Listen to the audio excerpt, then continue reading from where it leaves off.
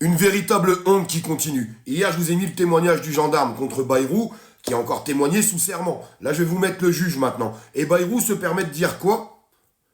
Bayrou sur Betaram. Les juges et les gendarmes, ça se trompe comme les autres. Vous vous rendez compte?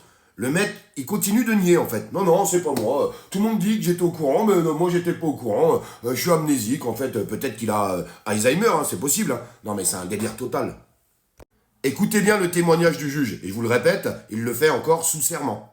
Puisqu'il est venu chez moi, à mon domicile. J'ai été surpris qu'il dise cela d'ailleurs. Il a commencé par nier la rencontre. Ensuite, il a dit que c'était fortuit pour admettre qu'on s'était rencontrés. Ce n'était pas fortuit du tout, puisqu'il a fait la démarche de venir à mon domicile. François Bayrou, lui, le 15 février 2025, déclare que cette rencontre, elle a eu lieu sur un chemin, parce qu'il vous aurait croisé sur un chemin. Vous nous confirmez que c'est bien chez vous que cet échange a eu lieu? Tout à fait, c'est bien chez moi. Et d'ailleurs était présente une de mes filles avec un de ses amis. Très bien. François Bayrou déclare également que vous auriez abordé ce sujet des violences sexuelles et des crimes du père Caricart. Je cite le Premier ministre au détour d'une phrase.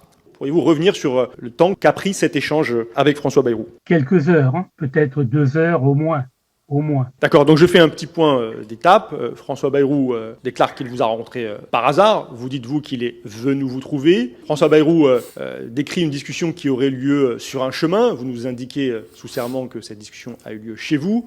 François Bayrou suggère un bref échange au détour d'une phrase, dit-il, et vous nous confirmez que cette discussion a eu lieu pendant au moins plusieurs heures. Alors le 12 mars 2024, François Bayrou indique au journal Le Monde: jamais je n'ai été au courant de cette histoire, celle de Caricart. À ce moment-là, en 1998, je n'ai jamais entendu parler des accusations de viol. Alors, est-ce que cette déclaration vous paraît sincère? Alors, il faut rappeler d'abord qu'à l'époque, les médias locaux et peut-être même nationaux avaient largement diffusé la teneur des actes commis par Caricart. Donc, quand il est venu me voir, il était, à mon avis, obligatoirement informé déjà par les médias. Et moi-même, avec lui, je n'ai échangé des propos qui restaient dans le cadre de ce que les médias avaient diffusé.